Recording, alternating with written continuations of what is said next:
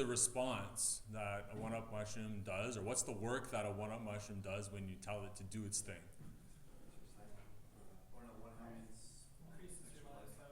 Increases lives by 1, and then kills itself.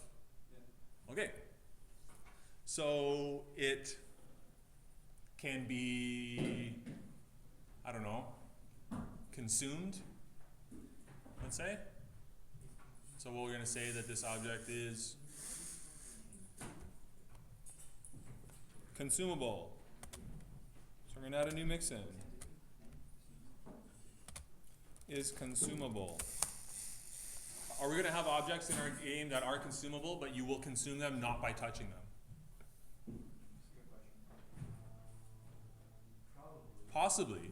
One example might be health pack in your inventory. We end up doing an inventory, right? You touch it and you get your life in your hand or something. Or a coin, you walk into it. There's another object that's consumable. Although you have to actually press a button to use it. Like the fire flower, the ice flower, you have to shoot it a certain number of times before it goes away. There's another example. So we're not necessarily bound to making an object that's consumable only when you touch it. We want to have those things apart because we want to be able to, an object should be able to do its consuming behavior without the touch event triggering it. It should be able to do that from any event triggering it. The event doesn't matter. So here's an is consumable. Let's double click. What do we know? What do we have to do? It's a mix in. So consumable does what? It, hey, what? Consumable buffs the attribute that this is designed to buff. Then it self-destructs. Are we going to have consumable objects that don't self-destruct after they buff the thing? No, because that's what it means to be consumable. It means you use it one time and it's gone. But the idea here, buffs the attribute that this object is designed to buff. Are we going to have objects that are consumable that buff different attributes other than the number of lives? What's an example of that? Fire flower. Gold coin. You go in and touch it, it buffs the gold coin, the treasure attribute rather than the lives attribute. You go and get the, who knows what. You see the idea, right? You might get a 5-up mushroom if it's the later version of Mario. It could be anything. It doesn't have to be lives or gold. It could be any attribute. So we're going to have to think about attributes in the general sense. And then we'll have to take a step sideways when we think about attributes. But once we have that in place, we'll have a couple of mix-ins that can do a variety of things.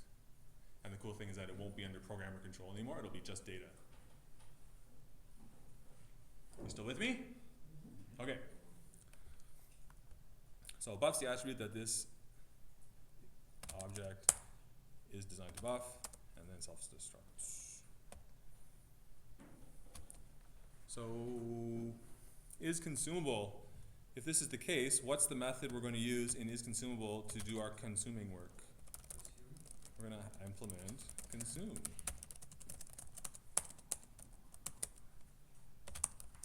Apply buffs to recipient, then self-destruct. We can do the self-destruct part now. That's easy, right?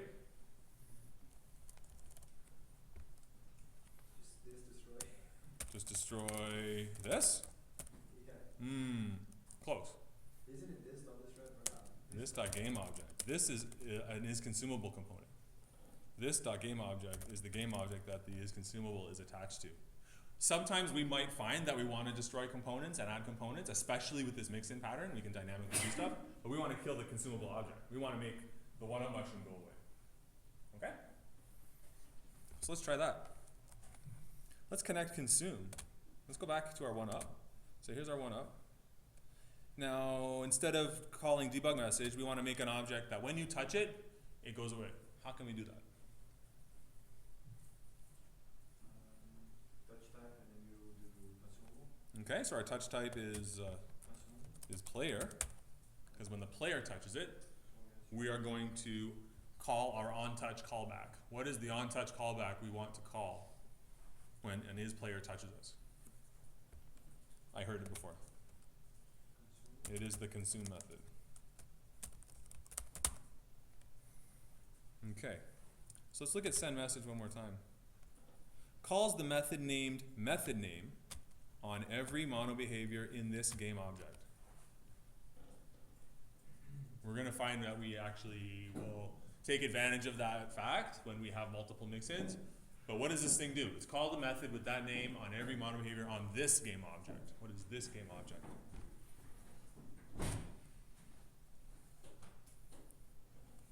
What is this game object when we are in is touchable?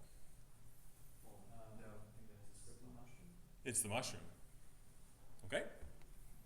So is this game object configured correctly? No, you have to put it is consumable on it. Very good. What would happen if we don't? Then it's missing the message has no receiver. Right. Ah, that's exactly right. That's exactly the message. You just tried it? That's exactly right. If you want to see it, we can do that. We'll go over here. We'll say hero, okay, when we touch the ball, make it go away. Boink. Oh, exception. Consume has no receiver. If you had compiled this for Windows and were running it, your game would crash, segfault, and revert and silently close. So we need to handle this in a more elegant way, but there is, right at this point, there's a big problem, and that is we don't have an implementation of consume. And we heard correctly that the answer is, that we need to add, is consumable. Because that's what our one-up mushroom does. Should this work? Don't we have to give it a name? Pardon? Don't we have to give it a name? Not yet. We still don't care about the name yet. We'll find we need to use the name when we need to refer to a specific component on a game object. We might find that we have multiple components of the same type, or multiple mix-ins of the same type on the same game object, and we'll need a way to know exactly which one it is. We could use like the Unity GUID number, but that's not really friendly. So the name is a little more user-friendly for non-techies. Wait, the user is consumable? The one-up mushroom. The one-up mushroom is consumable. So when the player touches the one-up mushroom, the one-up mushroom is touchable, is going to say, oh, and his player touched me, I'm going to call consume on myself. Oh, I made a mistake. What's the mistake? I added to the hero. Very, very good. We can make a consumable player if we want to, and we could have the player respond to that. We don't want to do that. That was not intentional. We want to make the object consumable. Let's do this. So this should just go away. This should just disappear when our guy touches it. Boom. Object was consumed. Not bad. Our guy's floating a little bit. We don't worry about that yet. We're almost there. When this consumable thing gets its consume method called, we want to apply buffs to the recipient. So a consumable object wants to change attributes on its recipient, and then it wants to kill itself. That's what this component does. What's an attribute? Do we have a data type for attributes yet? No, we need a data-driven way to handle attributes. Now we could do this with a class. We could do this with a singleton attached to our game manager where you keep your kind of global data. But we want a data-driven way to do things because that's the approach we're deciding to take. We want to use pure mix-ins. So we're going to need some data types. So we're going to make a new folder. I'm going to call this data. And in data, I'm going to make a new script. I call this, whoops.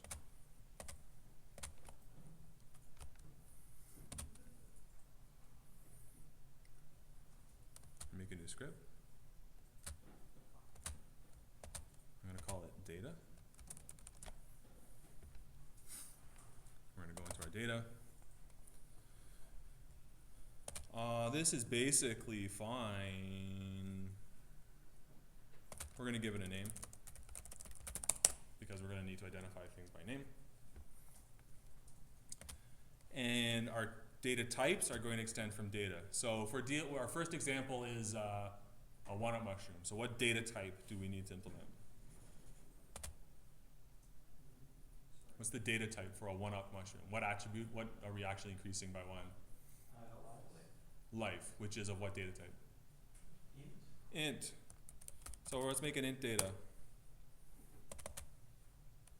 Okay? So an int data is a data.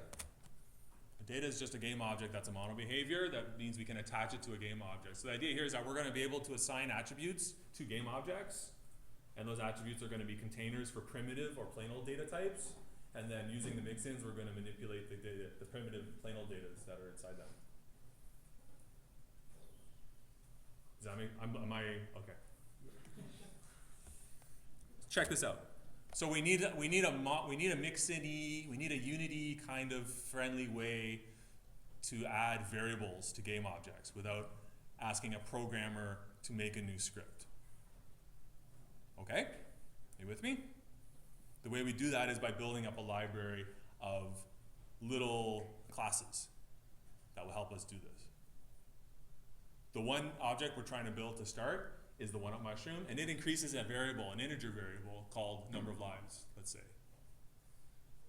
In our system, we're saying we need a class for that, so we need a class that lets us attach an integer to something. So int data will be the class that does that for us. There's the data field, so this is the field we operate on, plain old data. Do we already have a name? Yeah, we do, right? Because in our database class, we're going to say that's the name of it. So maybe that'll end up being the thing that is called num lives or health or whatever. Okay? This is how we'll know what data variable is holding what. And we're going to need a couple accessor functions. What accessor functions are we going to need? Set data equals D, let's see daisy. My autocomplete is going crazy. And we're gonna need a get data, which takes which gives us a what? Get data, return data. Okay? We're gonna need another one. Public void inc data, which takes a delta, and we're gonna say data plus equals delta. So we have a third function that lets us pass an integer in, and we can increase a value. Okay?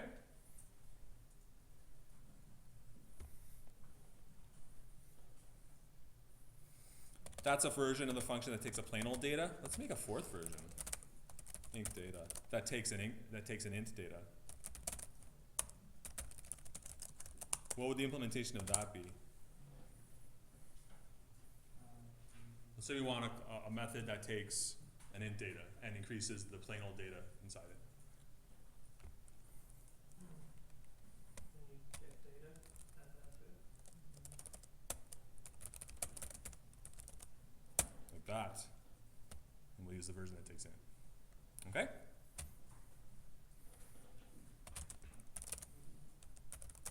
And we'll just test if that's not null. Because that might bite us in the butt. Int data, inc data, error, delta was null. Okay, so let's throw a log error there just in case, because we're getting a little bit hairy here, right? Okay. Let's go back to our is consumable. In consume, we apply buffs to the recipient. So we need a data-driven way to make this consumable object apply these deltas to int datas. How are we going to know which int datas to apply the buffs to? If their names match. Stop me if we've done this before. It makes sense though? Yeah. Good. So what are we going to do? We're going to say, who's the game object that's going to be the recipient of this buff? Who's going to benefit from the player touching the one-up mushroom? The player. So the player is going to have an int data so that he can be the recipient of that. And we need our name field to show up. Why is our name field not showing up? Our int data is the data.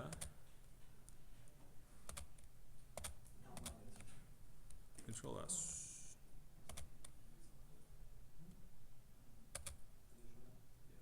Are we good?